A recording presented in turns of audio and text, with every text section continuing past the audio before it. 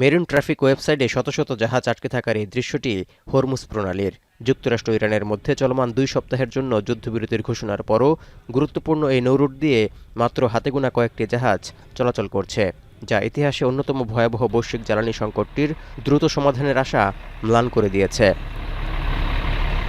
বাজার গবেষণা সংস্থা কেপলারের দেয়া তথ্য বলছে, বুধবার মাত্র 5টি জাহাজ হরমুজ প্রণালী অতিক্রম করেছে, যা আগের দিনের 11টির তুলনায় অনেক কম। আর বৃহস্পতিবার 7টি জাহাজ চলাচল করেছে।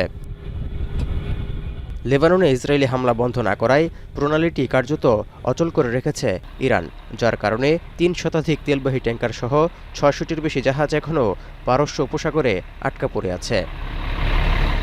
এরই মধ্যে হরমুজ প্রণালী দিয়ে দৈনিক 15টি জাহাজ চলাচল করতে দেবে বলে যুক্তরাষ্ট্রকে কঠোর শর্ত দিয়েছে ইরান।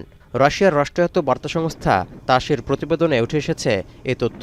28 ফেব্রুয়ারি ইরানে যুক্তরাষ্ট্র ইসরায়েলের হামলার আগে সাধারণত 120 থেকে 140টি জাহাজ চলাচল করত।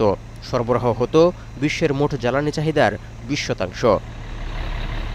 যুদ্ধবিরতির ঘোষণার পর তেলের দাম ব্যাপকভাবে কমে গেলেও হরমুজ প্রণালী ইস্যুতে অমীমাংসিত থাকায় আবারও ঊর্ধ্বমুখী জ্বালানির দাম। শুক্রবার ব্যারেল প্রতি ব্রেন্ট ক্রুডের দাম বেড়ে দাঁড়িয়েছে $96 উপরে। এই অবস্থায় মার্কিন চাপের মুখে রয়েছে পশ্চিমা সামরিক জোট ন্যাটো। ইরানের বিরুদ্ধে হওয়া যুদ্ধে কোনো ভূমিকা না থাকায় তীব্র অসন্তোষ প্রকাশ করে যুক্তরাষ্ট্রের ন্যাটোর সহায়তা প্রয়োজন নেই বলে মন্তব্য করেছেন ট্রাম্প। দিয়েছেন গ্রিনল্যান্ড দখলের হুমকিও। এমন পরিস্থিতিতে ন্যাটো প্রধান মার্ক রুট জানালেন, প্রয়োজন হলে হরমুজ প্রণালীতে অভিযানের জন্য ইচ্ছুক ন্যাটো। তৌহিদুর রহমান, এখন বিশ্ব।